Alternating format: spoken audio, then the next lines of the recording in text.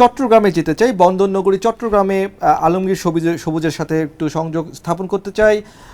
আলমগীর সবুজ, আপনাকে দেখতে পাচ্ছি আমরা। চট্টগ্রামের মোট সম্ভবত 16টি আসন, সেখানে 2টি আসনে জামাত জিতেছে, যেটিও আসলে আমরা নির্বাচনের দিন বা নির্বাচনের আগের দিন আলোচনা করছিলাম।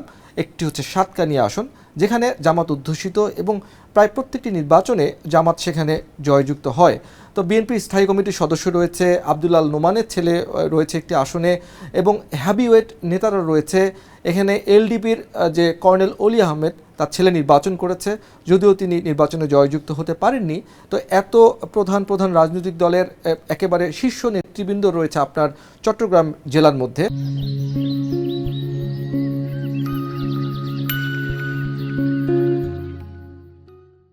কি অবস্থা বিরাজ করছে? ফলাফলের পর কোনো প্রতিক্রিয়া হয়েছে কিনা? রাউজানে ব্যাপক সংঘর্ষ হয়েছে নির্বাচনের পূর্ববর্তী সময়ে, অনেক হতাহতের ঘটনা ঘটেছে, কিন্তু গতকাল নির্বাচনের দিন এবং আজকে নির্বাচনের পরবর্তী ফলাফল ঘোষণার পর সেখানকারও আমরা কোনো রকমের অপ্রীতিকর, কোনো রকম আইন শৃঙ্খলা পরিস্থিতি অবনতির কোনো সংবাদ বা তথ্য পাইনি। শান্তিপূর্ণই তো আছে চট্টগ্রাম, নাকি?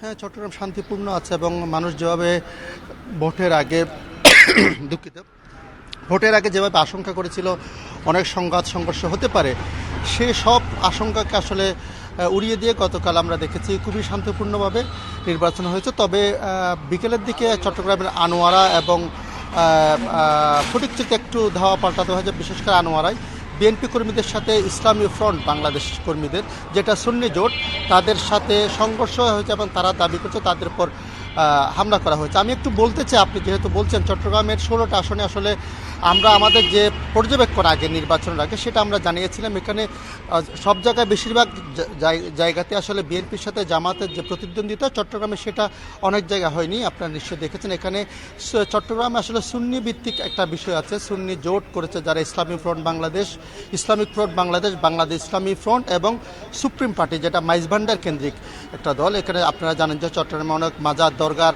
এবং সুফি সাধকের একটা আধিপত্য আছে। এই কারণে এই জোটটা আসলে আমরা দেখেছি তারা অভূতপূর্ব সাফল্য করেছে। তারা 4টা আসনে তাদের দ্বিতীয় অবস্থানে আছে, যেখানে অনেকে বলছেন জামাত তাদের সাথে প্রতিদ্বন্দ্বিতা করবে, কিন্তু সেখানে আলমগীর সবুজ, খুব সংক্ষেপে একটু জানাবেন যে আমরা বন্দরনগরী চট্টগ্রামে যেটি দেখেছি নির্বাচনের কয়েকদিন আগেও বলা যায় যে খুবই অস্থিরতা ছিল, বিশেষ করে বন্দরের শ্রমিকদের তাদের অবস্থান ছিল, আন্দোলন ছিল। এত কিছুর পরেও নির্বাচন যে এত নির্বিঘ্নে হলো এবং আইনশৃঙ্খলা বাহিনী কি এমন টোটকা দিল যে যার ফলে শান্তিপূর্ণভাবে নির্বাচন অনুষ্ঠিত হলো বা এখন ফলাফল ঘোষণা চলছে, তারপরেও সবকিছু শান্তিপূর্ণ আছে। আইনশৃঙ্খলা বাহিনীর পক্ষ থেকে কারো কোনো মন্তব্য পাওয়া গেছে কিনা এই বিষয়ে? হ্যাঁ, নির্বাচনের আগে আসলে পুরো দেশ চট্টগ্রাম বন্দরকে কেন্দ্র করে উত্তপ্ত হচ্ছিল, কিন্তু কালকে দেখা গেছে আসলে কোনো ধরনের সংঘাত ছাড়া সেটা শেষ হয়েছে এবং আইনশৃঙ্খলা রক্ষাকারী বাহিনী ছাড়াও আমাদেরকে গতকাল চট্টগ্রামের জেলা প্রশাসক এই বিষয়টা উল্লেখ করেছেন। তিনি বলেছেন যে এই জন্য তিনি আইনশৃঙ্খলা রক্ষাকারী বাহিনী সহ সাংবাদিক সবাইকে তিনি ধন্যবাদ দিয়েছেন এবং বিশেষ করে রাজনৈতিক যারা কর্মী আছেন, যারা সংঘাতে জড়াননি, তিনি বলেছিলেন যে তাদের ভিতরে একটা ভয় ছিল কোনো ধরনের সংঘাত হয় কিনা, যেহেতু বন্দর এবং অনেক সংঘাত চট্টগ্রামে হয়েছে, কিন্তু কোনো ধরনের আসলে সংঘাত হয়নি এবং আইনশৃঙ্খলা রক্ষাকারী বাহিনী আমরা দেখেছি তারা খুবই আসলে সোচ্চার ছিলেন। বিশেষ করে পুলিশের সাথে সংযুক্ত হওয়ার জন্য আমরা বুঝতে পেরেছি চট্টগ্রামের পরিস্থিতি শান্ত রয়েছে, কোথাও কোনো রকম অপ্রীতিকর ঘটনা ঘটেনি।